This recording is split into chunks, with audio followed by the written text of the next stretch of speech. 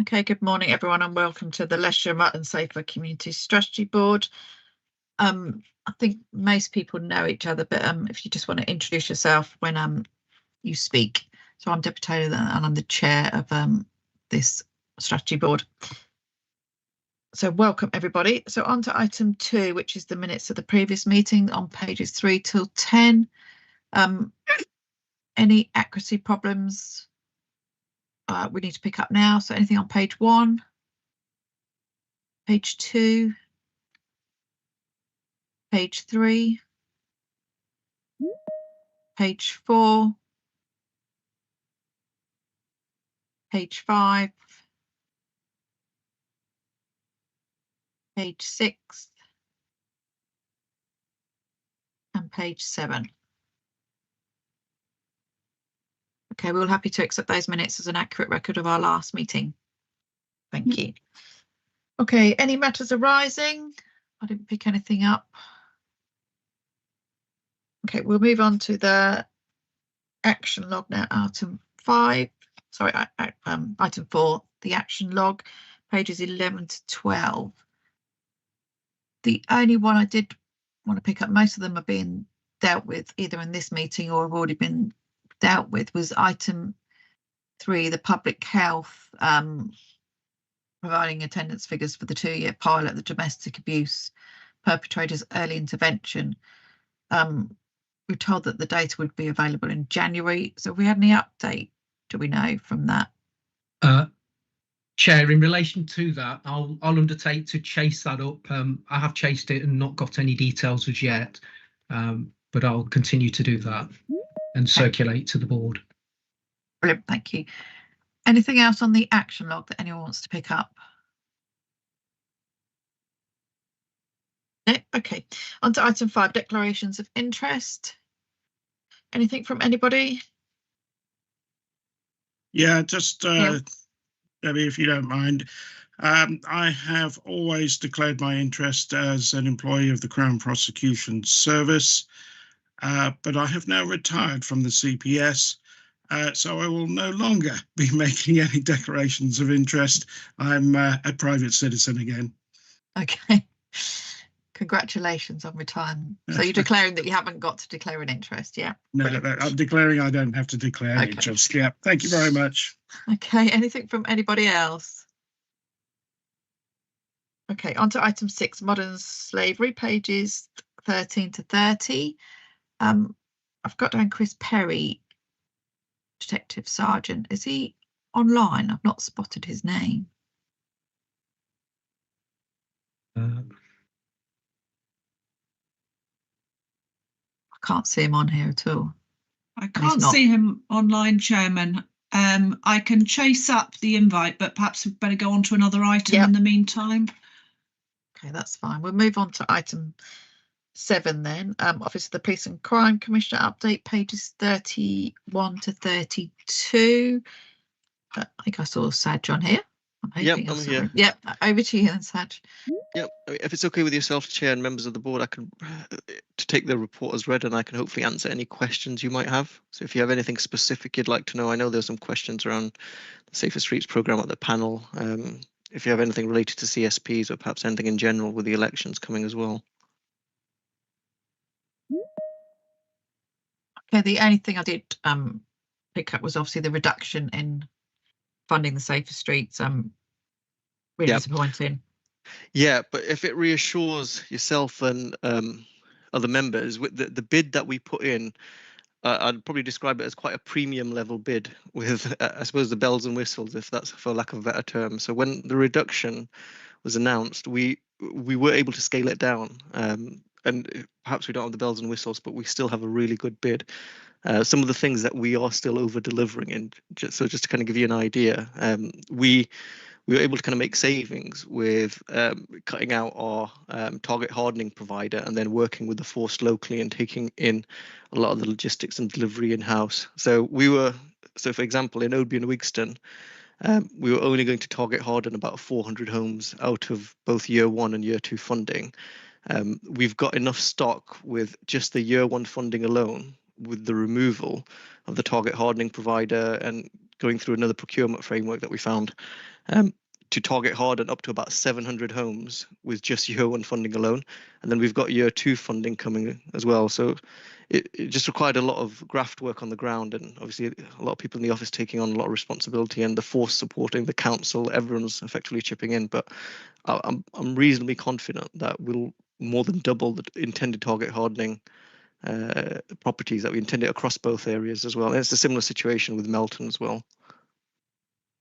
Was that just what this funding was for, was it? No, so I mean, there's other things that we've made savings in, but they were the best way to describe it is peripheral things that we wanted in the bid. So when we put the bid together, we effectively went to the councils and we said, what is it you need? You know, the key things, and we costed them up when we still had quite a huge amount to bid up to for each area. And then it became a case of what would you like and want? So when it came down to the reductions, I mean, some of the reductions were we were going to have a project officer that would have cost about 50 grand. So instead of having the project officer, we've just taken it in-house. I've taken on the responsibility. So myself or the members of the team are leading with it. So that'll save us 50 grand there. And the target hardening savings, as I said as well, like the provider would have charged us quite a premium to go out, install these things, and then also a premium on the items themselves. So cutting them out completely, we went direct to one of the suppliers through the Greater Manchester Procurement Framework, which the Force had a contract with. So a company called Solon Security. So we were able to just basically buy the items ourselves, and then we basically were a lot more picky in terms of the items we bought as well. So these are items that, okay, we don't have a target hardening installer, but they're really simple to install. And I had Councillor Lloydell, I had members of the Melton CSP attend the other day, and I've shown them the items we've got. We're talking like really premium, high quality items. Like we're talking things like video doorbells that are better than the Ring doorbells, you know, that come with like storage, so you don't need like cloud storage. We're talking about CCTV cameras we're going to be doing. It's some really good stuff. Okay, so both AB Wigson and Melton are obviously aware of the issues. Absolutely. But yeah, okay, as long as they're all aware of that as well. And then my only second point was the community safety partnerships, item 3 on there, underspend of 100k. Correct. Yeah. So what are you going to do with that again? So it's looking likely to be a little over 130k. So from all the budgets that we've collated across LLR, we're looking at a figure of about 130,000. So I will shortly make that re-available for all the CSPs to bid into. We're just in the process of trying to identify suitable themes. So instead of just making it available and it being a free fall with all sorts of bids, I'm trying to basically get some data behind it so we can look at what are the themes or issues in each local area, just to give them a bit of direction. So there'll be about 130 available, and this is a little over 20% of the budget, the entire budget that we made available. So it's quite a significant saving. So we'll shortly make that available, and that'll be in addition to obviously the renewal of the contracts next year as well. So everyone will get their money again for next year's amount. Plus, we now have this underspent budget purely through like efficiency savings, and yeah. Okay, and obviously this was new, wasn't it, for this year, the bidding process, and I see that you've made some new improvements, because I think it was a bit clunky, wasn't it, the first time, quite difficult for the CSPs to kind of get their cases in. So has that made improvements, so the CSP is sort of a bit more happier with how it's operating for next year? Yeah, I would say the majority, yes. I think and just speaking openly, I think if asking anyone to actually explain what they're spending the money on and have to fill in a form, particularly when they were not used to doing something like that and just spending it, no one's going to be happy with that. But the what we've kind of introduced is not, I would not say it's onerous. I mean, it would be very much the bare basics that you would expect from someone, i.e., how much money do you want? What is the money going to be spent on? What's the rationale? I mean, those are literally the hardest questions in our application form. So, and I would think, obviously, if we're giving out money, that would be reasonable things to expect from people, to obviously show some thought into what they're asking this money for. You know, what's the breakdown of costs? You know, if you're buying loads of items, you should have a rough idea of these things. You know, so yes, I think for the most part, I've had really positive feedback. Yes, I think there has been issues in terms of, obviously, we've had individual grant agreements for each project, so we have taken that on board and we've eliminated that. So what we had about 86 projects that we tracked. So just to kind of put into perspective, previously in the old system, we had absolutely no idea what was happening with the money. So we were giving out this money, it was being spent. We were very rarely getting returns or reports in terms of what's happened to almost 750,000. And now we have a complete picture of the entire landscape, what the local priority areas are, how, what the local issues for each area and what they're spending their money on. And they're also giving us feedback quarterly in terms of how well the projects are going. So where we're kind of seeing good practice, we've been able to emulate that in other areas. So some of the good projects that are happening in one area, we've actually been able to say, right, this is happening in Hinckley as Bosworth, let's introduce it in Melton. So like an example of that would be like the DIS retail system and business crime. And there's plans to kind of spread that even further. And that's all come primarily through tracking. So I think the benefits have definitely outweighed the costs. But I think obviously if you ask people to fill in a form and obviously then report back what's happening to it, it's very difficult to keep everyone happy. And of course you have the savings that we're making as well, that we're then kind of reintroducing and making re-available to partners. So I would say on the whole, yes, most people are generally happy. We've removed, as I said, the grant agreement. So now we just have one contract. There won't be 86 contracts this year. It'll literally be a case of we'll just raise POs for every approved project. So that should speed things up even more. Before, we had an average turnaround time from a bid coming in to funds being released about 3 weeks. So I'm hoping, obviously, we just take that down even further. Okay. It needed sorting out, didn't it? It needed to be more transparent and impact as well, and obviously connected to the police and crime plan from the PCC as well, didn't it? So I think the data you're getting from there is really rich, isn't it, to understand further the local areas. So I think it was the right thing to do, and hopefully next year it will head in a bit more and be a bit more easier for everyone. Kevin. Yeah, thanks, Chair. Right, just an observation, really, just to thank Sally for all his hard work in what he's done. And yes, we did go into the storeroom the other evening to look at all the equipment that you've purchased. It's actually top class stuff, including at Rani's office as well. And thanks for using your office, Rani. But again, congratulations on taking on board as from the point of view of doing it directly as opposed to going for a third party. And I think you've actually come up with the fact that the money that you've saved it has been worthwhile, because keep going through a third and fourth party to do it for you, there's certainly a cost saving there, and perhaps something to bear in mind in the future. But well done, Saj, for all your hard work. Thank you. Thanks, Kevin. Good to see some really good partnership working, isn't it? Which is what we're all here for. So thanks. Absolutely, for sharing that. Yes. Sharon. Yeah, so I'm Councillor Sharon Butcher from Melton Mowbray.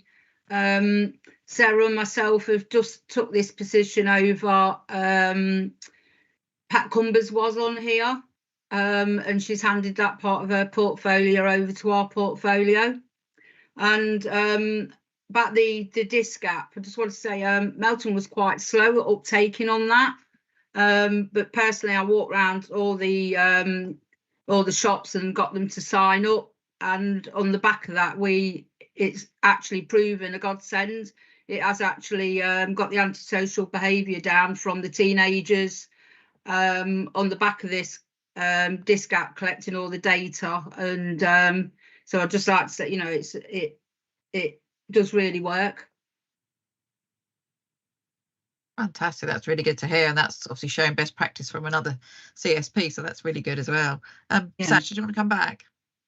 Yeah, I think it's important to highlight this has been a complete team effort. I think the OPCC can't say it was completely them. So we had key members from Oadby and Wigston Council supporting us all the way throughout, going above and beyond. We also had the local NPA, Inspector Liz Perry, Helena Goodwin, all of them, the sergeants, supporting and making staff available to make this happen. And it's the same in Melton as well, from David Walker, Aisha, Katie, they've made a tremendous amount of time and worked above and beyond. But I would say beyond what would normally be expected on things like this. So it has been a complete team effort all the way throughout, and everyone chipping in to bring it to life. Brilliant. Thanks for that. Any other questions on this paper? Okay. I have seen Chris Perry join us now. So if we move back to item 6, which starts on page 13. So Chris, over to you. Yeah, good morning, everybody. Everyone hear me okay? Coming through all right? Yeah, we can hear you. Perfect. Let me just see if I can share my screen with you. Just bear with me. Because I'm sharing my screen, I won't be able to see hands up. So the presentation is not particularly lengthy. So my suggestion might be if you've got a question, there is a section at the end. So if you can just keep that question, then we can go back and cover it at the end, if that's all right. Yeah, that's fine. No problem. So let's see if this is going to work.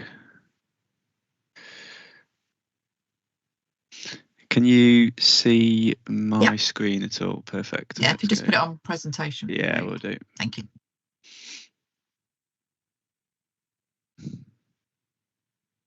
Lovely. Right. So yeah, let me introduce myself first. I'm Chris Perry. As it says on there, I'm one of the detective sergeants. I actually currently work in a child exploitation team. Just a quick bit of background information. How Leicestershire Police do our business when we're tackling modern slavery, human trafficking.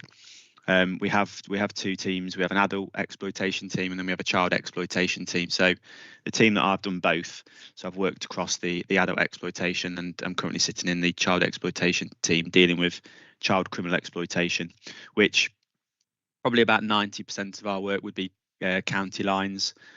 Children, unfortunately, it's a growing area of business that we're obviously trying to tackle and reduce the risk to those children. So I'm going to talk to you today. The majority of the presentation is probably more around the adult side of things and the figures and stuff I'll be able to give you. A little bit about organised immigration, not too much on organised immigration, but I'm happy to sort of try and take some questions. It's not, I've done some inputs on organised immigration, but I'm not by any means probably a subject matter expert, whereas hopefully I would be when it comes to the adult and child exploitation side of things. So that's how we do business. As I said, I'll move through the presentation and sort of hopefully be able to give you a bit of an overview. Some of the data over the last 3 years. I wasn't able to, unfortunately, get you the sort of first 3 months of this year, but I certainly can go back across the last 3 years, and you can see where we've sort of had spikes, where things have managed to reduce. Number of reported incidents, how they're recorded, what information sources they come from, so you can see where those reports come into the police. A little bit around the national referral mechanism for those of you that have heard of that, the NRM. For those of you that haven't, hopefully I'll be able to give you a little bit of an insight into that. And then the single competent authority, which is a body that work out of the Home Office and in support of the national referral mechanism in making decisions around whether people are victims of modern slavery and human trafficking. Some of the challenges that we find within the police, and obviously some of our partners as well. And then, as I said, a little bit at the end around organised immigration. So that's the plan. Just sort of moving into the first element then. What modern slavery and human trafficking is.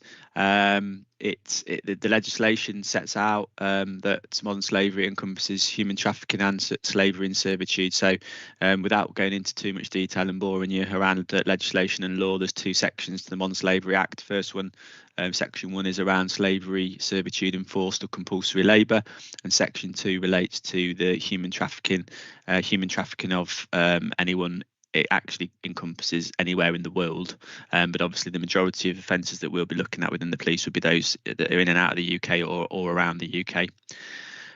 Indicators, I've given you some indicators there. It's not, by no means an exhaustive list, but when we are dealing with those people that have been subjected to slavery and trafficking, there's some of the indicators that we would be looking for, and again I've put that on there because the majority of incidents that will come to the police, come to our attention, will often be from members of the public. So, you know, those indicators are really important to sort of get across to everyone around what to look for. You know, if you're seeing signs of people that are looking malnourished, or, you know, people that through any body of work that you might do who appear to be not have control of their own ID documents or be in control of their finances, if people are always with them, speaking for them and on their behalf, then they're the sort of real sort of high-end indicators that we would look for.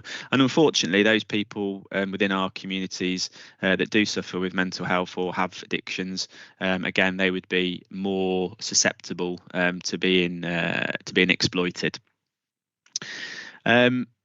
Again, the bottom one really is something that is seen throughout any exploitation type incident that we would deal with, whether it's adult or child.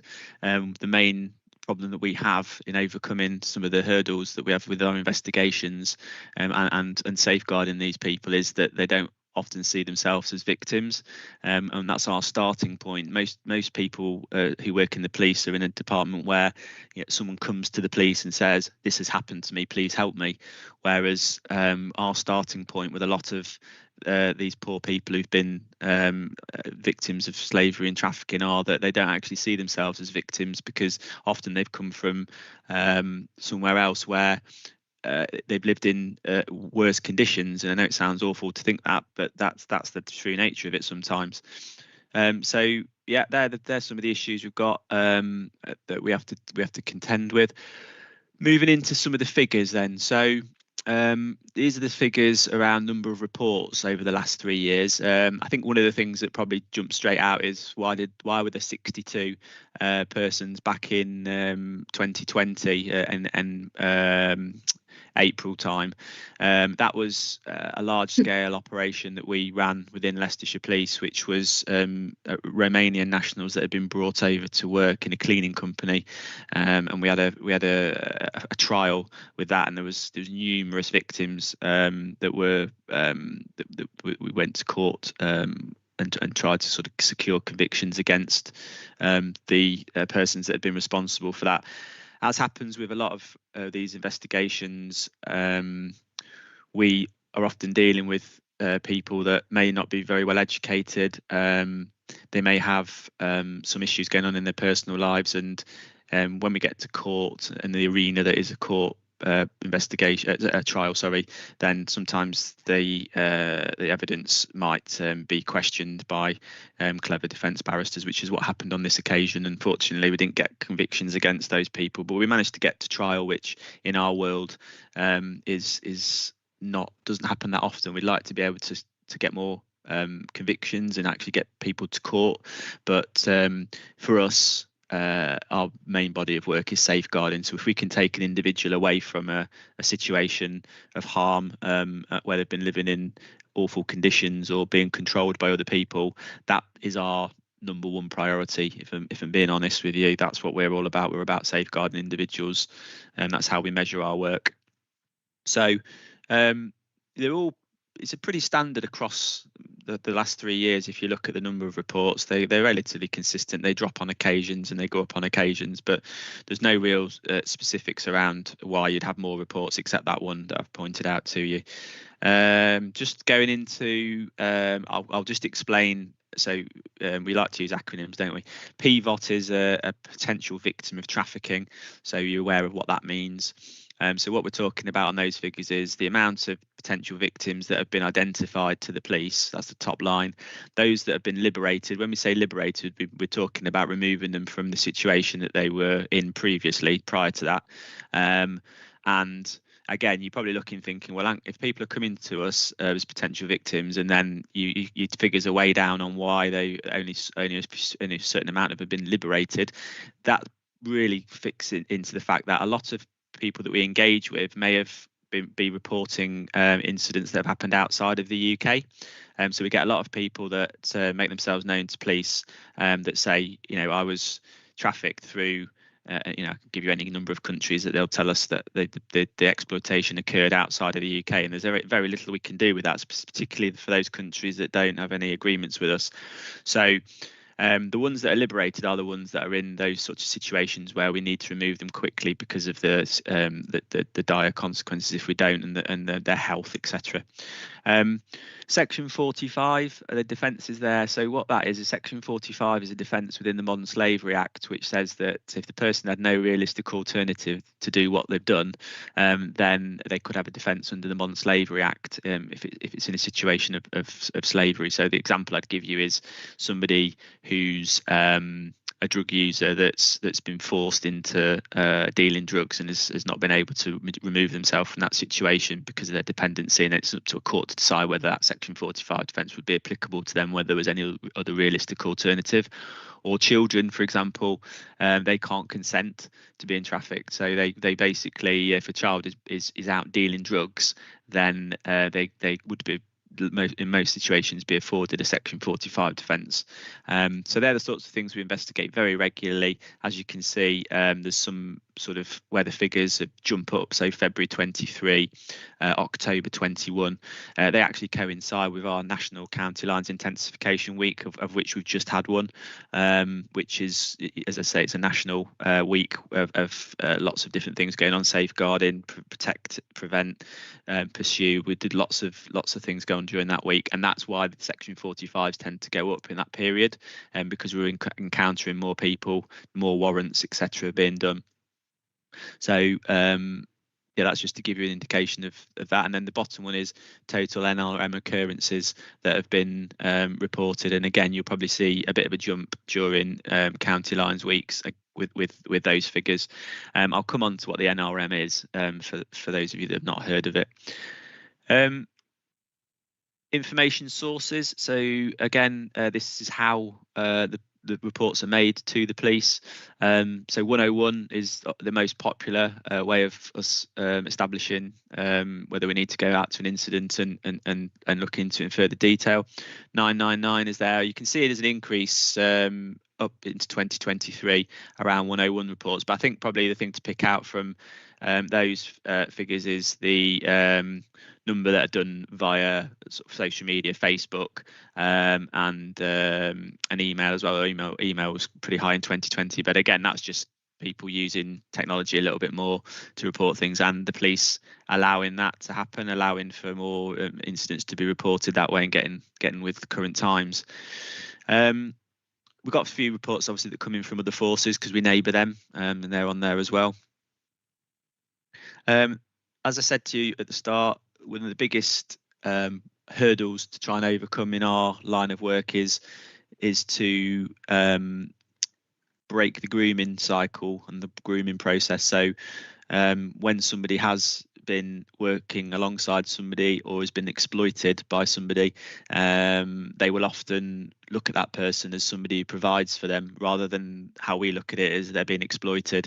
So we have a long process often to try and turn that person around and help them to understand what has actually happened to them and how they've been groomed. So notoriously very difficult for us to get those convictions. As I said, some of the people that we work with do come with certain problems within their own personal life as well. So you can see charges, it sort of walks you down there. We've got a lot of charges in 2020 due to the OPSILC, which I talked about earlier, but not huge amounts of charges compared to if you went into another department within the police. You would see a lot more in there. They're all not. If anyone specifically wants to note anything within there, I can come back to it. But number 15, you'll see police name suspect evidential difficulties. That's number. There's 18. It stays around the same. There's been quite a lot last year, but in 2020 there was also a lot. An investigation complete with no suspect identified. That's a high one as well. But again, that comes down to the fact that we are often dealing with people who are severely groomed and made to understand that if they talk to the police, violence will be inflicted upon them or their family, particularly those foreign nationals that we deal with, where they've got family back home, and the organised crime groups are very obvious in some of the levels of violence that they will threaten against these unfortunate victims. So actually getting people to talk to us is very difficult in that sense as well. So we've got loads of hurdles that we have to try and overcome within our investigations. I will move on to the national referral mechanism. So, as I said, this was introduced in 2009. It is an opportunity for those victims of modern slavery and human trafficking in the UK to be referred into the NRM, and they can help those victims with appropriate protection. They don't need to consent if they're a child. We wouldn't expect consent. We would just refer them. But if they are an adult, they do need to consent to have that extra support. Some of the support will be around housing. It'll be around help with finances and managing finances, even so much that if they're a foreign national and they want to go back to their own country, then the NRM can support, or the people within the NRM framework can support that and sort of try to help that happen. The Salvation Army are one of the bodies who work with the NRM, so they will help to provide housing. Obviously, if we've got a victim, an adult victim of human trafficking or slavery, then they may need a completely fresh start away from those that are exploiting them, because the risk is too great to keep them anywhere near Leicestershire. So the Salvation Army have housing options around the UK where we're able to safeguard those people and remove them from that threat. And then we will sort of stay in support of them with investigation. The SCA, the Single Competent Authority, as I said, it's works within the Home Office. They are responsible for making decisions around victims. So we will, as the police or other agencies, can also do NRM referrals. So a lot will come from social care when it's to do with children. You'll also get NRM referrals in from various different people. Immigration will put them in as well. And what the SCA, the Single Competent Authority, are responsible for is gathering all the information from those various agencies who are working with that person, and then on the balance of probabilities, they will make a decision around whether they think that person is a victim of modern slavery or human trafficking. And it's an important role that they play in respect of some of the criminal investigations, because if somebody is deemed to be a victim of modern slavery and human trafficking, then any criminal investigation needs to be looked at in even more finite detail. So that's the NRM and the SCA. The SCA are part of that decision-making process. Just going into types of exploitation then. So the main ones are your county lines drug dealing. Can be adults and children involved in that. Cuckooing, which is a term that many of you will probably have heard of, and unfortunately is quite prevalent in most communities. And that's where the drug dealers take over a house belonging to normally a vulnerable person who may have some addictions themselves to Class A drugs, and they will supply that person with drugs on the understanding that they can run their business from that address. So again, that's something that's daily business for us. Child criminal exploitation, which is currently where I'm working at the moment. Child sexual exploitation, which again sits within our child exploitation hub, and I would kind of have done that job, and I've also we work together very closely. The human trafficking, which I mentioned earlier, that's another type of exploitation. And then OIC, which I'll come on to towards the end of the presentation, which is organised immigration crime. There are others, but they're the main ones that we would sort of deal with on our daily business. As I said, county lines drug dealing. Now, a lot of people confuse the term county line with its true meaning. So initially, people thought county line was effectively crossing the boundary or border between two counties. Now, obviously, that is part of the business model. They will send out their people to go and work outside of their usual metropolitan borough, but that's not the real reason it's called county line. The county line is actually the mobile phone, which is used to take the orders of the drug. So they'll have a line phone. It will be a number, and it will bulk out text messages to various drug users to say, whatever they want to refer to their drugs as, whites, browns, whatever it is, darks, and they'll say available, and the drug users will then know that that's the line phone that they need to get back in touch with and arrange where to meet them. So that's where the county line name comes from. Unfortunately, we've seen higher levels of violence with the county lines models more recently over the last few years. When when people decide that they need to carry knives to protect themselves, everybody else then follows suit, and who knows where it started. But nowadays we do find more and more weapons when we're doing our searches of often children. Unfortunately, that's how it's got to the stage at the moment, with a few children being found carrying knives, and they're saying that it's for their own protection. So new legislation was brought in to try and deal with some of the zombie knives and these horrible knives that children are carrying around now, and adults. So there is legislation that allows us to deal with that if it's found inside a house, which is a great piece of legislation that's come in recently, which is really helping us. And again, the part and parcel of a county line, if it's been badged as a county line, then it normally will have vulnerability either of exploitation of adults or children, or both on some occasions. And debt bondage is another key area that we find. So what will often happen is someone will be given an amount of drugs to carry. They will either then be robbed by the gang, or they'll lose the drugs either through being arrested or being robbed by another gang. But often their own gang will do this to them, and then they will be in debt to that gang for the drugs they've lost and have to work it off. So that's another very well seen method that they control. The higher end of the OCG tend to use that to control their people that are working for them.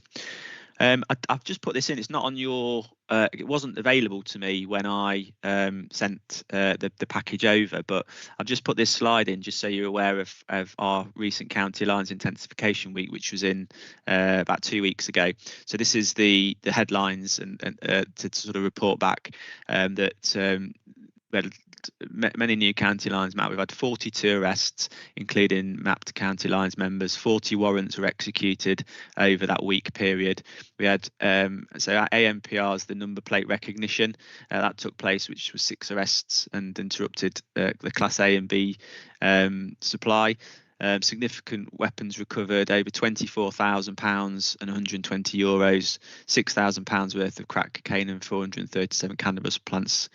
25 safeguarding visits carried out, and then with the schools, we've been into the schools around LLR, and we've spoken to pupils in there and educational professionals, and done lots of workshops in there and during that week as well on the prevent side of things.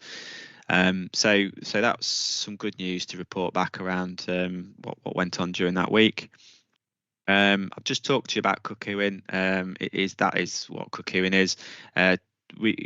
We note them as trap houses. That's the sort of street term for them, which is where they're dealing drugs from other people's houses, normally drug users. The bottom line is it does happen everywhere. Pretty much every city and town in the UK has or will have a trap house somewhere. So yeah, going into just a little bit around child criminal exploitation, as it is my current role. I think we talk a lot around the psychology of exploited children, and what leads them to become exploited, and how do we as a safeguarding team look to break that cycle, and it is extremely difficult. We are dealing with children often who have come from broken homes, who have got poor parental supervision, not very protective, and I do these presentations and do training to a lot of in-house, to a lot of departments within the police, including new officers, those on the CID courses. And one of the things, if you break it down into the most simplistic of terms, really, most children are after, in its base form, love, affection, and to feel part of a family and have some structure. Now, as negative as it is, these gangs are providing a lot of what they're not able or are not getting within the home environment. So they are providing the and I'll do in inverted commas, they are providing a family mentality. So they feel part of something. They're also being able to walk around in nice new trainers and tracksuits because they're being paid to go out and do this work. Unfortunately, the end product is normally that they're either debt bonded or they're involved in some sort of violence, but they don't see that, unfortunately, until it happens. And that is the key piece of work that we do, is to go out and engage with those children, families, youth offending service, local authority partners, and do that work to try and encourage them to understand that they are not being cared for. These people don't care about them. They are just another child out there dealing drugs to make money for the gang. And that's the key bit for us, is to try and break that grooming cycle.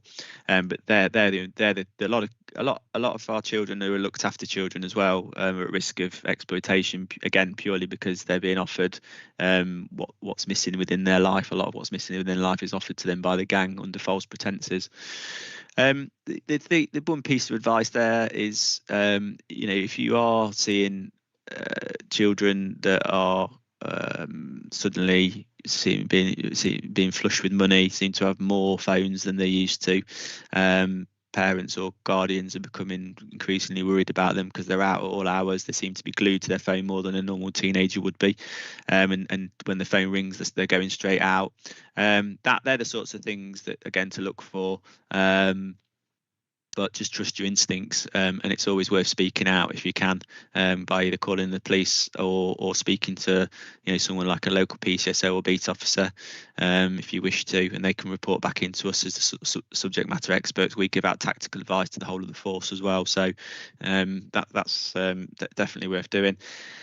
And then just sort of finishing off then with a bit of organised immigration, because I know that was on the request. It's organised immigration crime is increasing. It's becoming more apparent to the police that there's incidents that need to be investigated.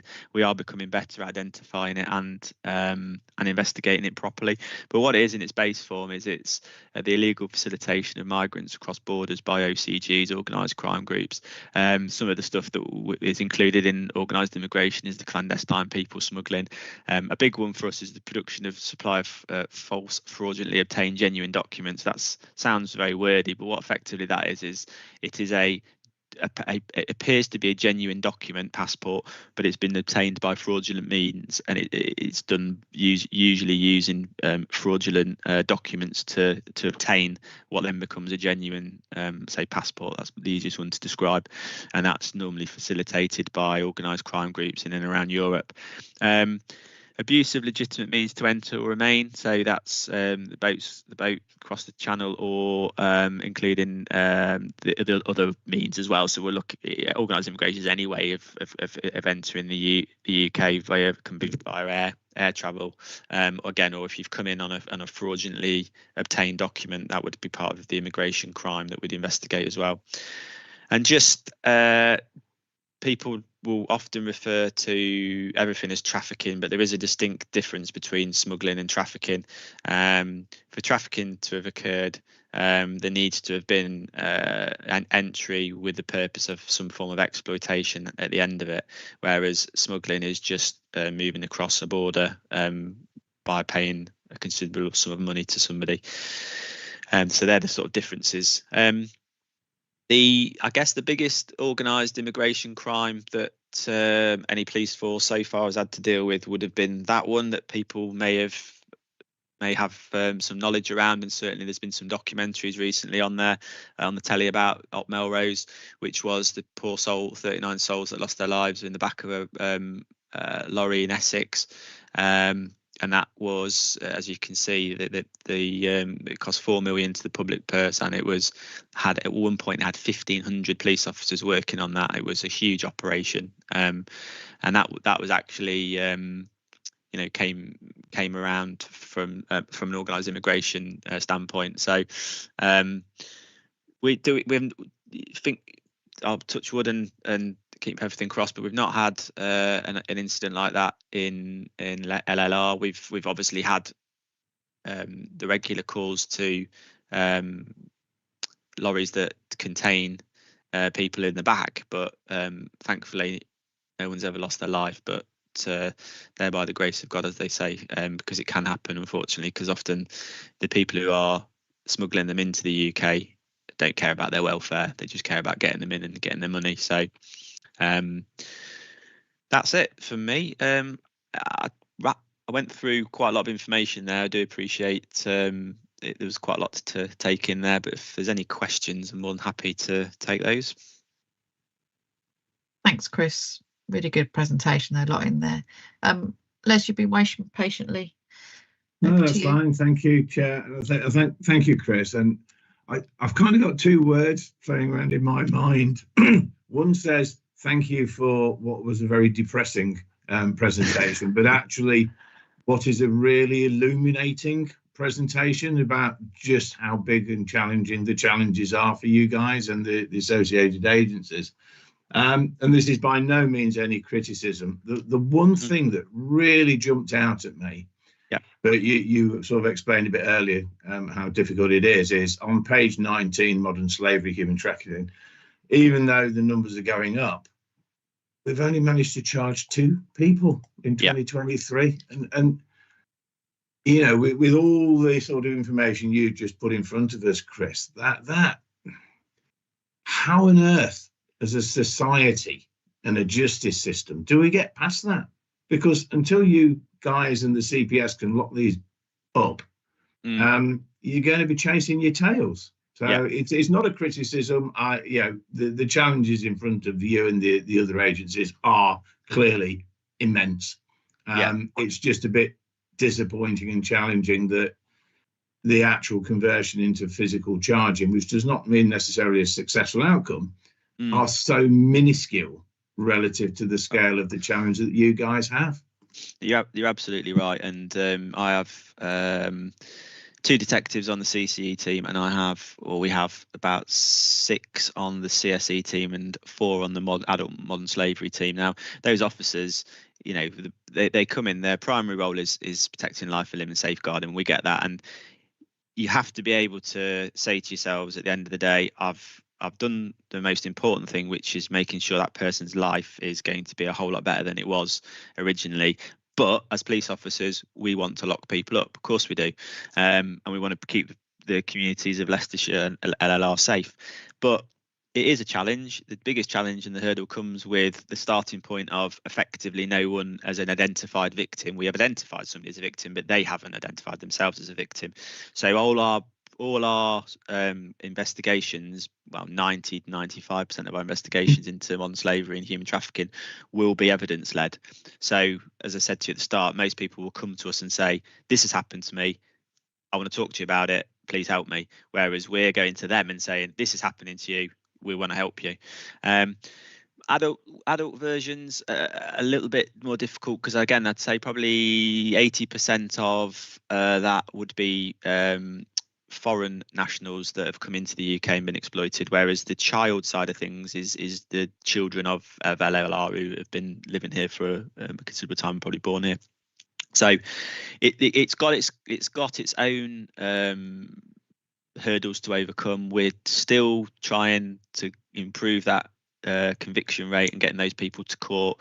We've got new techniques that we're using every day, and as you can imagine, the majority of the work we do is technology based, so it's a lot of phone stuff and trying to piece the bits together, because as I say, those kids that, certainly the child side of things, the children that we're speaking to don't see themselves as victims, and actually, you know, are almost sticking 2 fingers up and saying, I'm not talking to you, I'm not there's nothing wrong, there's nothing going on here, I'm absolutely fine. So yeah, you've hit the nail on the head. It's something that we'd love to improve, but it's just a hell of a lot of difficulties, unfortunately. That was one of my questions as well, Les, to pick up. It's just really disappointing, isn't it, when you see that, all the work that goes on and then you just don't get the charges. Really disappointing. My only other point, Chris, was on I think it was the slide before about how people are contacting you. There's no online reporting. Is there any reason for that? Do we not advertise it to report online, or is it not the way you want people to do it? No, there is a section for online reporting, but it's been broken down. So online reporting, it's email, Facebook. There's various different ones. So they've kind of broken it down, I think, in the figures to reflect how that online reporting is taking place. But online reporting is, for some reason, there doesn't seem to be a lot of slavery and trafficking online reporting, but there's a lot of other crimes that get reported online. Yeah, that was what I picked up. I just wonder why people are not. Don't know. Maybe their concerns forward. No, maybe that the majority of the ones that do come to us normally will be from professional bodies. A lot of the concerns are from people going into an environment and going, I'm not very happy about this, and then coming to us as police to sort of relay their concerns to us. So we don't get that. There's not as many reports from members of the public as there would be for other crimes. Yeah. Okay. And my only other thing that I picked up was up on that extra slide that you put in there about the county lines. Yeah, you found a homemade taser. Yeah, that's really worrying if that's the way we're going, from knives to homemade tasers. That's there's the weapons that are used in county lines nowadays are significant. As I said to you, you all see the news reports around children being stabbed, children stabbing children, and the weapons is a real concern for the police, and that is something that we are tackling every day. We're looking at opportunities to go into schools and educate.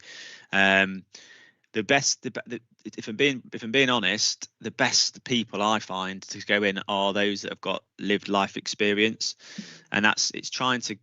Of course, they've all set up their own companies with the best will in the world. They want paying, and it's just again funding sometimes. Just to say, in an ideal world, you could have somebody who would just go into every child that's been assessed as high risk of exploitation and say, speak to you don't want to speak to us. We're professionals. You don't trust us. Okay, fine. Speak to this person who has lived this experience, has been to prison for 15 years, has committed crime, and is telling you now that is not the way to go. They are the most, to me, I think they're the most important people to get through to the children, because they won't listen to other professionals, because who are we? Again, education is a sort of real key thing. But a problem with children is, and I know I was one myself, is that you don't listen to people until it happens, do you? And that's the problem. I think the Violence Reduction Network are kind of working on that sort, and they do a lot of peer-to-peer work and stuff. So absolutely, yeah. Use through from them. All right, Liz, did you have another question?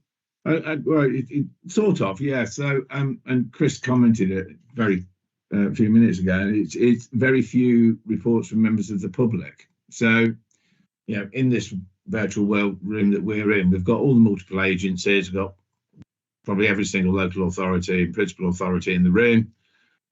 And you'll know this, Deb, because I've mentioned it before. The most insightful docudrama I've ever seen on particularly sex trafficking was a BBC one called Doing Money, and that was the real life Rotherham Romanian sex trafficking.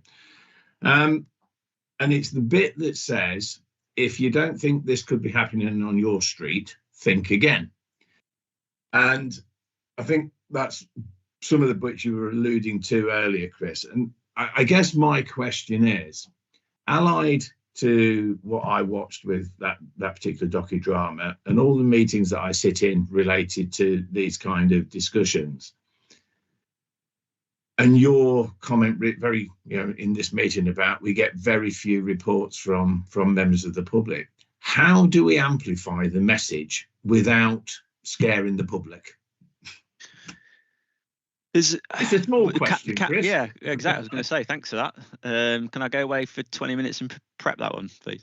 I think that one of the things that we do from a safeguarding perspective is that we've got a safeguarding PCSO who actually works within our team, and they're responsible for some of the literature that we will put out. So posters wise, there are the ones that we've been using for a little while now around, this could be happening in your community, keep your eyes open, and they're put out in various different places around the county.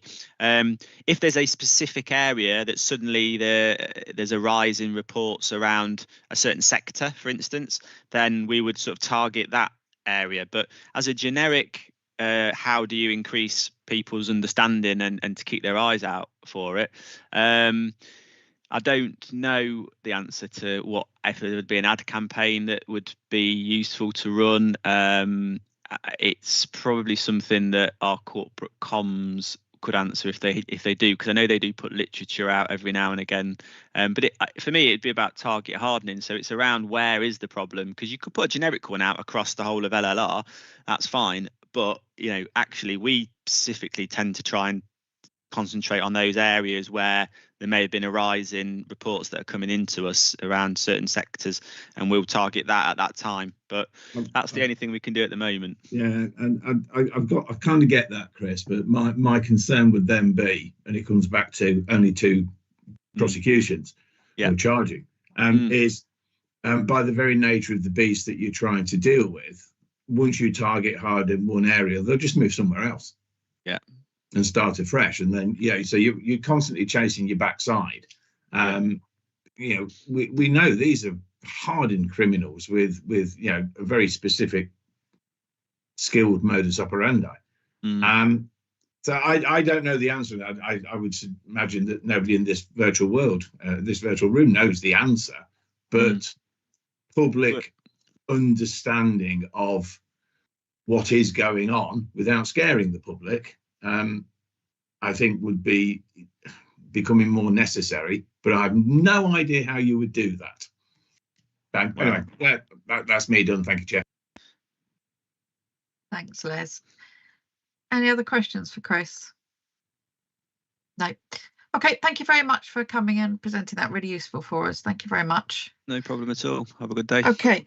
Thank you. We've done item 7, so move on to item 8, the Leicestershire County Council Community Safety Team update, pages 33 to 38.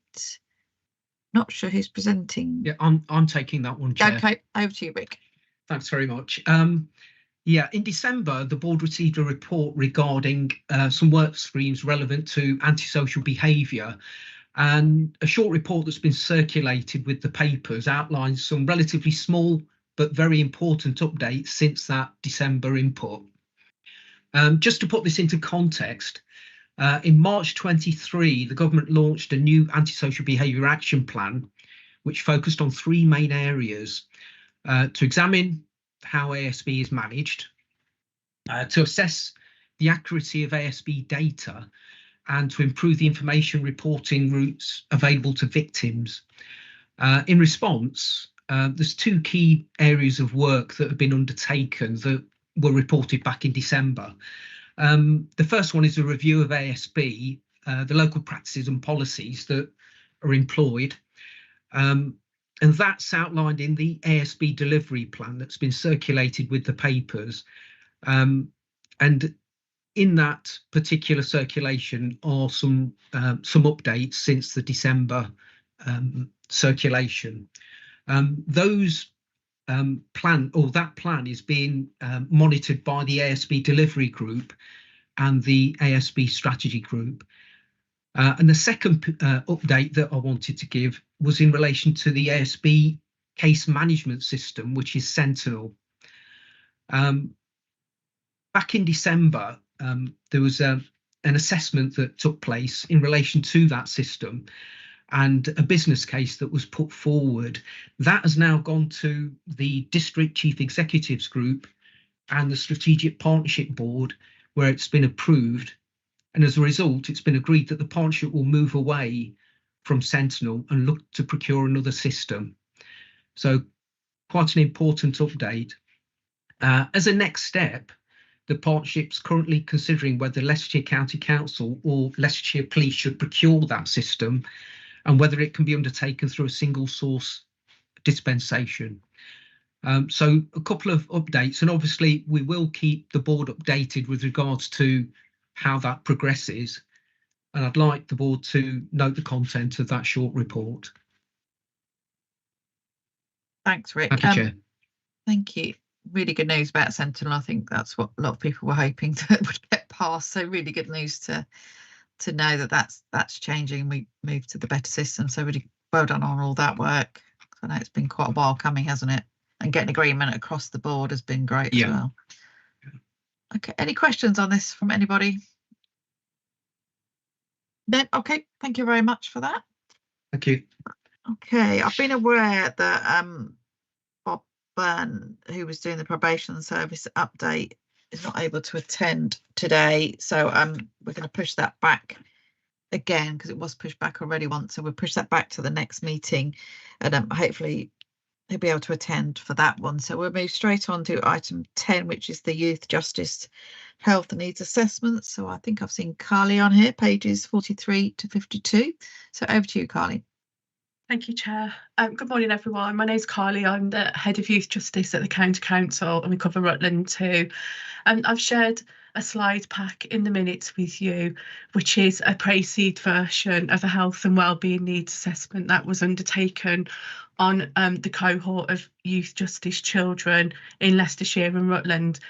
And I guess in terms of giving it some context, we hear a lot about research and academia about what's happening around for children that are engaged in youth justice or are on the periphery of entry into the criminal justice system. And actually, we hear a lot about unmet health needs, unmet education needs. We hear a lot about what family life must look like for them. And we've been really fortunate in Leicestershire to have public health funding and public health registrar time to help us undertake an analysis of our cohort of youth justice children. And what we have got is some really tangible Leicestershire data that we can move forward with.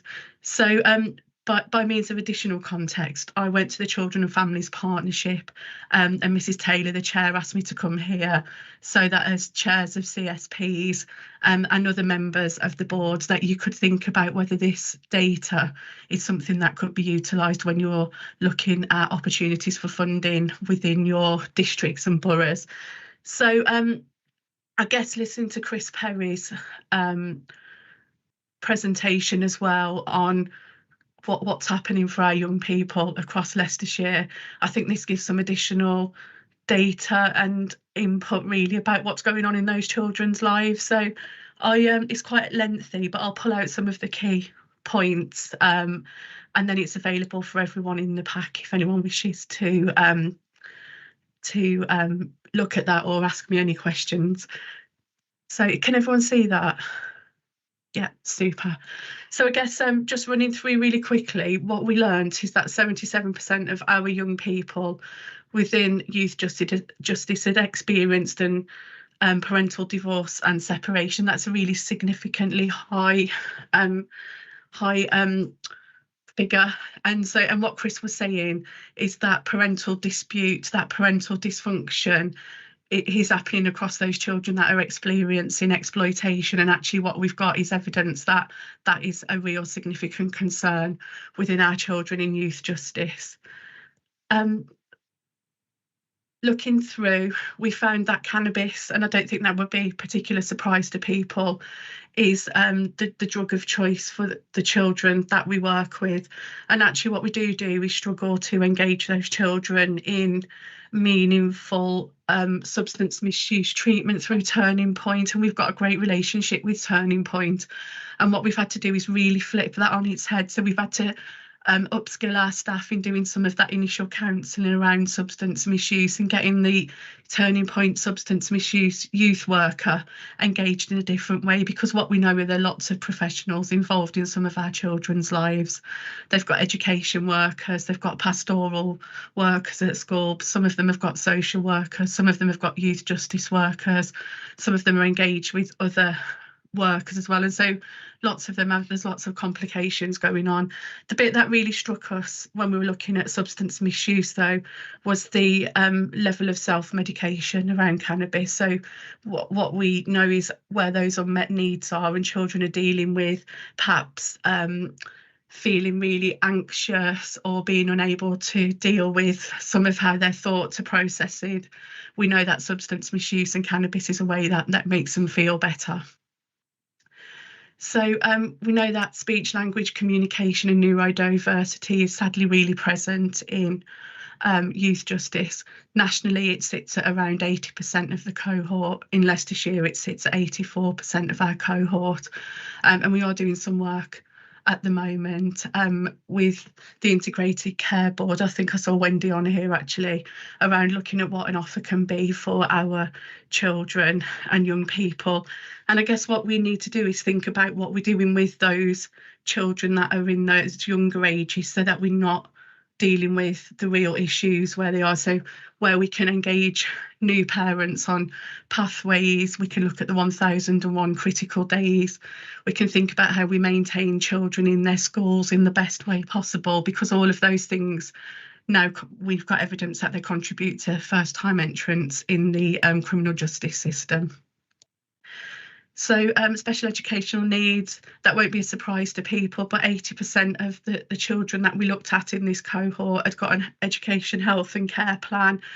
A lot of them have struggled to be in school, have struggled to maintain a level of education that's in line with the statutory guidelines. Oh, sorry, I was a little bit too fast then. And in terms of their mental health, we can see some real links here of how, so one child will have lots of these multiple issues going on for them, and it makes it really complicated. So at least there was at least one mental health concern in 83% of our young people, and there's a significant amount of those have got long-standing symptoms of overactivity, inattention and impulsivity, and it's then we can start to look at why cannabis probably is making them feel better and their self-medication. Education, so this 25% of our children with needs, so not in education, employment or training. That cohort, our usual quarterly return is 50% not in education and training. And what we are seeing is that those first time entrants into criminal justice are coming much later in their teenage years. So they're approaching at the age of 16 and 17. And a lot of what we're seeing across these areas of mental health, around substance misuse, of issues that are really prevalent in their lives and have been for a number of years. And obviously because there are issues with education, a lot of them are struggling with their reading and writing as well. And then we asked young people what was really important to them. There's the one that really struck us is the amount of vaping that's going on in our cohort of children, and it seems that children that wouldn't even ever have considered smoking are vaping. And so we've done a lot of work around the communication around vaping and what that means and how we can support our children to not vape anymore. And it led us to think about some of those more acceptable issues within youth culture as well. So the use of highly sugared and caffeinated drinks, and also how that's appeared in some chocolate bars. Now you can get chocolate that's got lots of caffeine in it, and particularly about how we stay abreast of some of those things that aren't just vaping, but are some of the things that we eat and drink that contribute to high caffeine intake as well. And the biggest one that really struck us, and we weren't expecting to see this, is that 70% of our children reported experiencing the death of someone close to them. So that was family members, that was friends, it was anyone that they felt. And we've heard from Chris, haven't we, earlier, that some of our children, it isn't their parents and carers, those people that are more meaningful to them as some of those that are exploiting them. And they are in a world actually that's really quite dangerous, and where death and loss is part of that. So I think I probably contributed to quite a depressing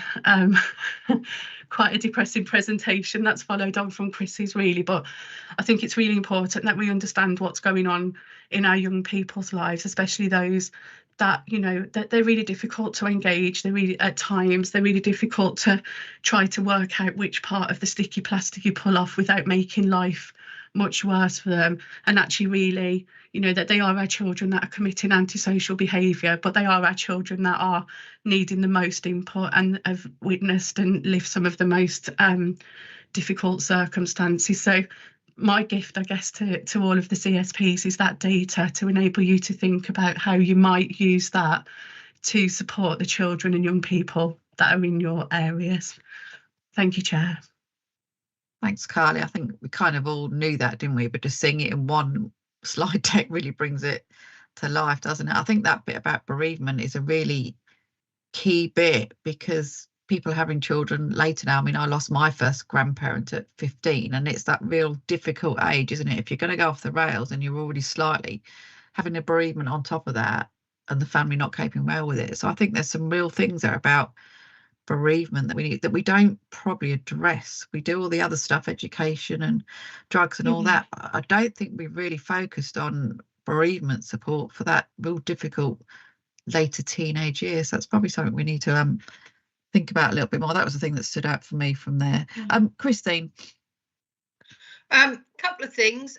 I think one of the other things about bereavement is it's not just about the grief. It's also that suddenly you're in touch with mortality, and that sense that if we've only got a limited time on this planet, you know, I might as well make the most of it. So I think sometimes if you're teetering on the edge, that sense of mortality it hits home. But my other one was a more practical one. You said the slide pack was available, and I'm sorry I missed how we could get that. Oh yeah, sorry, it's in the minute. It's in with the agenda, so the full pack of papers is in there. I read it a long time ago, so I probably haven't. Yeah, I think just to add some context to this piece of work is owned by the Youth and Justice Management Board, and we are working with public health colleagues and other board members around, and Wendy's one of those as well, and Sharon's here, around how we can improve some of these outcomes as well. So there are opportunities for us to look at some public health funding, and particularly we're looking at, you know, it's really costly, isn't it, to buy specialist bereavement counselling, but actually what can we do with our workers to have some kind of tangible and real kind of input in what happens there. We're looking around the area of communication about what social skills training we can do. So there are opportunities that we're taking that are on the back of this as well. I suppose just picking up that point from earlier about the underspend in the community safety partnership funding pot as well, this might be something that we focus on for next year, inviting, you know, having a theme around this sort of support. What the data is actually telling us could be something that the CSPs consider as well. Liz. Funny enough, Deb, I was just going to say that exact same thing. So could we, is there an opportunity to kind of get ahead of the curve? Because we've just been told the PC's got an extra 100 and some odd grand that they haven't spent yet. So is there an opportunity for that slide pack to be sent to the CSP lead officers, and actually the lead officers work out how it can fit and mesh with their own local strategies and plans, and just tighten up that bidding process before, you know, as soon as possible? Okay. I can see Kylie nodding. That's good. Yeah, we can do that. I'll work out with Rick how we do that, and we'll get that sent out. Brilliant. Thank you. I did say Liz, but Les popped in, so thank you, Liz, for waiting. Okay. Obviously, my accent didn't come across very well online. So to be fair to Les, sometimes I have difficulty working out whether you're saying Liz or Les as well, so it's fine. My apologies, Liz. It was interesting to know that 80% had an EHCP, and I just wondered if. So we know that there's a lot of children that have got an EHCP that aren't in the right setting at the minute. And I just wondered if there was any data on that, of how many of them were actually in the right setting that was specified on their EHCP, and how many of them were waiting to get into the right setting. Yeah, that's data that we're working on at the moment, because the Youth Justice Board have given us education and special educational needs as one of the 10 new key performance indicators. So we've spent the last what feels like a lifetime, but is only actually 10 months at getting it input into our system, and now we will be reporting on that, and we'll need some of the granular detail that sits under there. So where we are looking at children that are not in education and training, it won't be, it's not good enough for us just to say 50% are. We need to understand what's going on. Is it that, you know, is it that they've sat at 8 hours of education, they're not meeting their 25 hours, but we haven't been able to push that further? So we need to develop all of the real detail under that, and we've got a team of education workers and an education a manager that looks after education that are really going to drill into that, and also look at some quality assurance work. So I can absolutely come back in the future with perhaps some of the deeper delve data that we've done along some of those key performance indicators. Sorry, can I just check the ones that aren't in educational training? Has homeschooling been included as an educational setting? Yeah, the majority of what we are talking about, though, are those that are not a statutory school age, because they're appearing later in. So they're appearing later in youth justice, and they've got a lot of unmet needs that haven't met prior to coming into us. But predominantly they are 16 and 17-year-olds, and we are exploring opportunities such as the construction skills card, and there's a lot of kind of movement in terms of construction industry, really, because we know that suits much better. So it's almost less of the school age, and now our impetus is on the 16 to 18-year-olds to make sure that they leave our service and transition into adulthood in the best way possible. Yeah, and the only other thing I would say is, the self-medication doesn't surprise me, and I'm really pleased to hear you describe it as that. As the parent of a child with additional needs, I spend at least one day a month chasing around the county to find the right medication. And I do wonder if there's a role to play in finding not just the right medication for the child, but the accessible medication for the child as well, because it's no good to someone, I hesitate to use the word from a broken family, but where you've got a hard-pressed parent who can't take one day to go and drive over to, I don't know, Lutterworth, because that's the only place that's got the medication. I think it's really important about how the language that we use and how we convey the issues that are going on. I think it's really easy for us to say 60% of children just smoke cannabis, but actually we need to dig deeper in that, and we need to be really clear that actually some of this is self-medication. It's to help our children feel better about themselves, to help them fit in with what's going on. So there's almost that surface level, isn't there? And I've been there when you walk down the street and you can smell it and you're like, oh, not again. But actually, we need to dig deeper, don't we, and ask some of those really curious questions about why it's going on, how it makes someone feel, and how we can, we can't just expect someone to stop doing it without some resolution and some kind of other prescribed. And we've worked with one of our, he was 13 when he first came into us, and he's 22 now, and we've watched this play itself out, and we've maintained some level of contact with this he's a young adult, and it's taken him to his 22nd birthday before he's willing to go to the doctors to talk about the fact that he probably has got adult ADHD and anxiety, and actually has spent much of his youth and into his early young adulthood self-medicating. And so we're talking about for some young people, years and years of support just to be able to handhold, to go to the doctors, to have those conversations. So I guess my thing is about us being really curious about what's going on from that, what we're seeing potentially within communities. And I don't dispute is an annoyance and behaviours, but actually there's a level of curiosity about digging deeper about what's going on for those children. And hopefully this will enable that. Thank you so much, Carly. It was a really interesting report. Thank you. Thank you, everyone.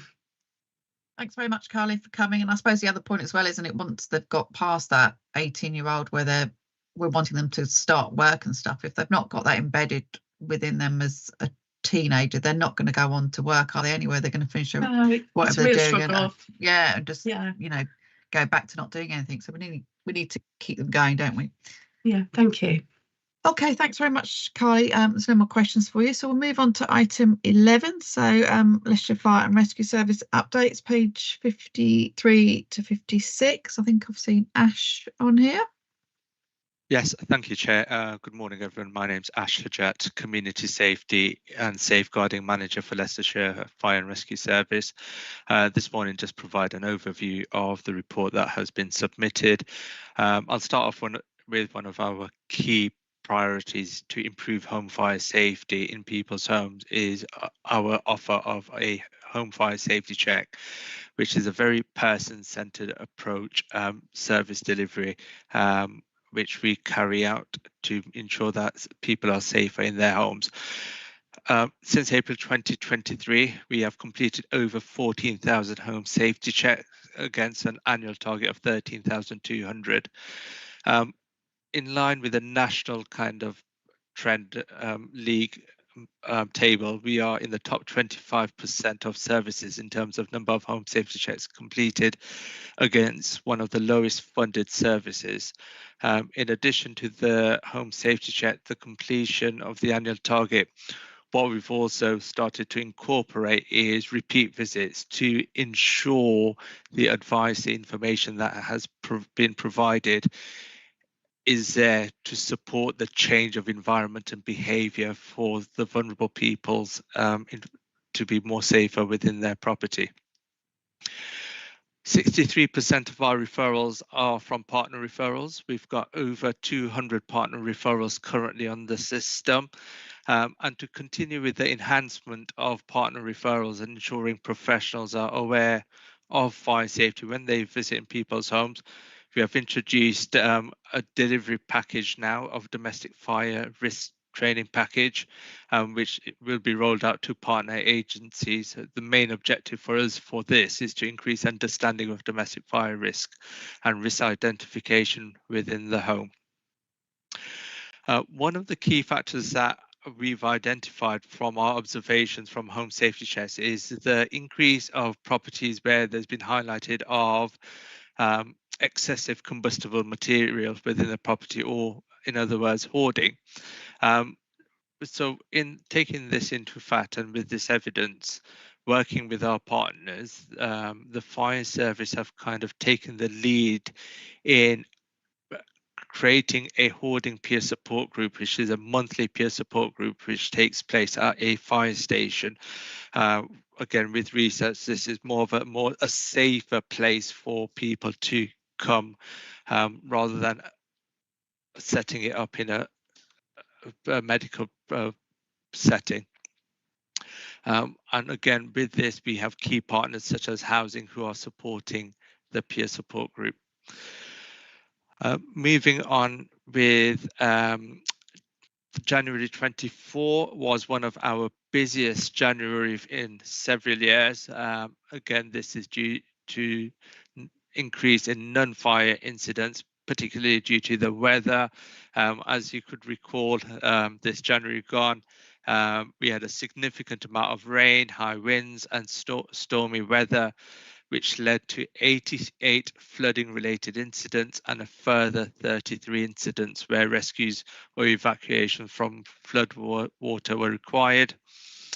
And that's ongoing work within our water safety team. So we're looking at how we could work again with the Resilience Forum and the flood wardens in relation to more water safety awareness going forward. Another key highlight to bring today is the road traffic collisions. 671 road traffic collisions were attended by Leicestershire Fire and Rescue Service between April and January 24, which is an increase of 106 over a 3-year average to date of 565.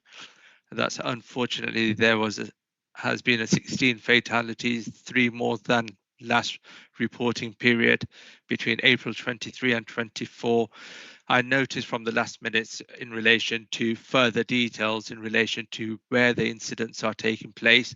I will take, as I'm presenting this today on behalf of Ben, I will take this back to look at this and try and get a bit more detail in relation to more breakdown of data in terms of road traffic collisions. But in hindsight of this, a lot of our road traffic data, working in collaboration with the Road Safety Partnership, the data provides a good insight into where the road traffic collision incidents occur and provides a breakdown of data which will aid targeting initiatives.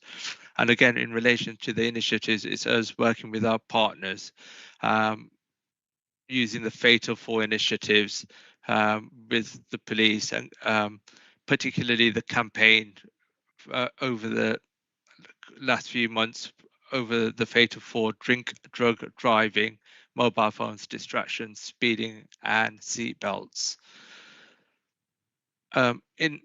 Lastly, in terms of youth engagement, again, this overlays with some of the road traffic collision work that we're doing, educating young drivers to be more aware on the road.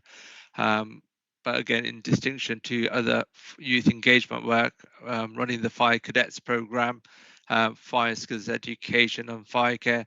We're currently in talks with the Violence Reduction Network in relation to looking at their strategic needs assessment to look at where the risks are and see if we could work collaborating with them to run a youth fire skills program in an area where there's high levels of risk aligned with their requirements and ours. Thank you very much, Chair, for the opportunity to present. Thanks, that's really a useful report. Just one question from me. You did pick it up about the weather, obviously in January, the floods, and obviously people driving through floodwater, etc. But just that paragraph below, that the RTCs have sort of really gone up as well. Do you think that's weather related as well or not? Because that's quite a rise in RTCs and fatalities on our roads, isn't it? And we were looking to reduce them as much as possible. We seem to go in the wrong way. I just wonder what the rationale is behind that. And this is where we're going to do further work in looking at intelligence, amalgamating data sources, not only from our data sets, but also police data and the road partnership data in relation to where the alignment is, what are the key contributing factors in relation to the road traffic collisions that would allow us more strategically to focus on the types of initiatives and campaigns to try and drive those reduction in road traffic collisions, and most importantly, try and reduce those fatalities on our roads. And I know a lot more people got flooded because cars were driving through floodwater and pushing all the water into their homes as well, which was and that's a key one. And there's particular from my role within it, there's certain parts where we know, regardless if there's flood or not, that we have certain roads where there's flooding, and still with all the signage, people are still taking that risk and going through the water. And it's something, I think, with the Resilience Forum, I was in a meeting recently, I think they're looking at increasing the number of flood wardens, and it's again how we as a fire service can work more closely with other partners to raise the awareness. Yeah, because, you know, they're taking the risk of getting themselves stuck, but when they're flooding people's houses because they're trying through floodwater, it's just not acceptable, is it? Okay, Neil. Thanks, Chair, and thank you, Ashraf, for the report. And I'm glad you highlighted the issues in relation to home-based combustible items and the work being done with regard to those that hoard and the issues surrounding that as well. You also very briefly mentioned in the report the lithium-based devices. Education needs to be done owing to those devices now being subject to spontaneous combustion in themselves, and there's been press interest in particular electric bikes and the batteries associated with those that have started to spontaneous combust. My question is, have we had any or many of those in our area, and are they increasing? In relation to your question, from my knowledge in Leicestershire, we've not had any incidents from lithium-ion batteries which have been spontaneous combustion.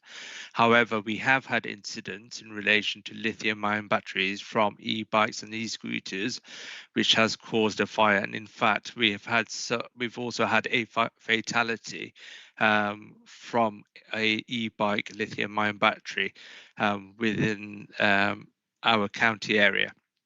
So that is a highlight, it is a concern, and it is something we are currently working on to create a literature, social media input to try and raise awareness with this. I think the key element for us in relation to, I think there will always be that increase, it's an emerging risk. If you think about lithium-ion batteries, everything what we use from our mobile phones, our laptops, I think it'll just continue to increase in relation to, I think we are all live in that era now that we are very heavily reliant on everything that requires some kind of charging mechanisms. going on to the vehicles as well now. There's more electric vehicles now on our roads. But coming back to the point in terms of the household appliances, particularly the e-bikes and e-scooters, are our main concerns in relation to ensuring they are charged properly in line with British standards and charged correctly using manufacturers' guidance. The key concerns what we have found recently from the incidents we have gone to, the type of lithium-ion battery converters on the e-bikes they weren't part of the actual bike. They were kind of conversion kits, so they were bought from most probably online, added onto the actual bike to create that electric motion device. And they are the ones where they actually detach from the actual bike, most probably take it back into the house and plug it in, just like we would plug in a mobile phone, and that charges that. And the risk then comes in, how long are they charging it? Are they using daisy chain overloading sockets to charge that? And that's where that risk comes in. And that is where we are looking to focus on trying to educate on that. Yeah, education is extremely important. Yeah. And you made comment about there's been one fatality as well with regard to the source being identified to an e-scooter. It shows you just how serious this could become. Thanks, Ashraf. Thank you, Chair. Ash, could I just check as well that obviously those batteries are contained units, aren't they? So once the fire starts within the battery, you can't actually put it out, can you? It still keeps going. So yeah, are we looking at ways that how we put these fires out within the batteries as well? Is that something that's happening alongside this or not?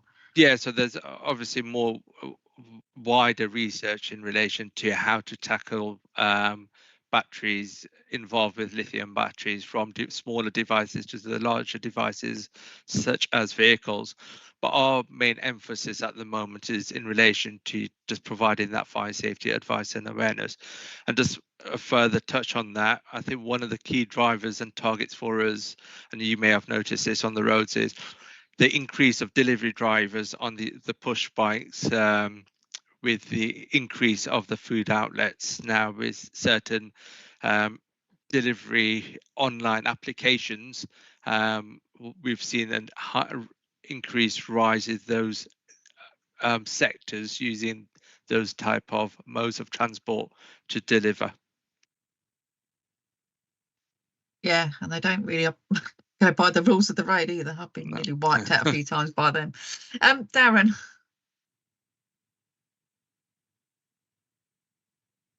You're still muted, Darren.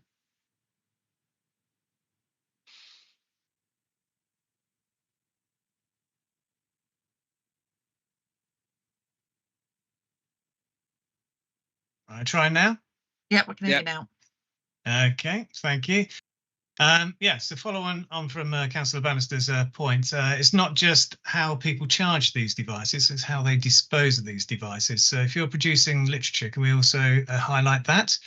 So even from these small vaping, disposable vapes, our local collection contractors have had smoke billowing from sort of their collection sacks. So they no longer put the rubbish they're collecting in their vans. They wait for an open sort of van to come and collect it now. So that's actually forced changes in how our contractors deal with rubbish.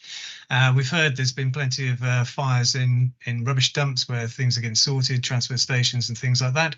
So we do need to find a way of avoiding lithium ion going into general waste. So I'd highlight that. Thank you, noted. I am aware that that is part, but I'll ensure that is part of any literature or any social media communication plan to ensure we embed the safe disposal of lithium-ion battery. And you're absolutely right. I think we've had a few incidents in recycled plants within our county where we've had incidents which have been from lithium-ion battery, particularly the disposable vapes, which are becoming quite prevalent in our young people. Yeah, no, good point, Darren. Even people putting normal batteries in their bins can cause the fires in the recycling centre. So, you know, it's educating right back to the basics again, isn't it? That don't put batteries in bins. All right, thanks very much for that, Ash. No more questions for you, so thank you very much for coming. We'll move on to our final item, which is item 12, the Safer Communities Performance, pages 57 to 62. Rick, over to you. Thank you, Chair. Just a reminder to everybody that the raw data underpinning the report that's been circulated is available online. It's an interactive dashboard which breaks down the data down to, in most cases, local level. The other caveat that I put around the report is that there is a commentary within the report around the data, but there will be local variations within the data within those comments. So do refer to the dashboard to look at your own particular data. I'm not proposing to actually go through the report itself. That's available for you to read with the data that underpins what I'm about to say. But in summary, I would say that there's nothing exceptional to report within the report itself, which follows the trends that we've had over the past few reports, in actual fact. There's been very little movement. Most of the indicators are fairly stable, and they remain stable. For those that have been increasing, they've actually plateaued and started to level off. The one noteworthy item I would pick out is the MARAC repeat referral rates. Just as a reminder, we did peak at 51% about 2 years ago, but for the last 6 quarters, we've hovered around about 37%. That's now moved up in this quarter to 39%, which is very close to the 40% threshold that Safe Lives, the charity, the DA charity, actually recommends as the repeat referral rate. I have made contact with the MARAC manager and requested an input with regards to MARAC process and procedure, and I'm hoping to get the MARAC manager over to the June meeting. He wasn't available today, but that's something that I think we do need to keep an eye on. That's the report. I can go through the individual areas, but I think that is available for everybody. No, we'll take the report as read, and as you have done, I will also say, please click on the link. You can dig down into that real deep detail for your own area or across the whole area. So please just click on that link. Any questions for Rick? No, okay, thank you very much. So item 13 is other business. I don't have any. So just final one is to say the date of the next meeting is scheduled for the 28th of June at 10 o'clock. So thank you very much for everyone for joining us today, and I'll see you all soon. Thank you very much. Thank you. Bye. Thank you, Chair. Thank you. Bye, everyone. Bye. Thank you.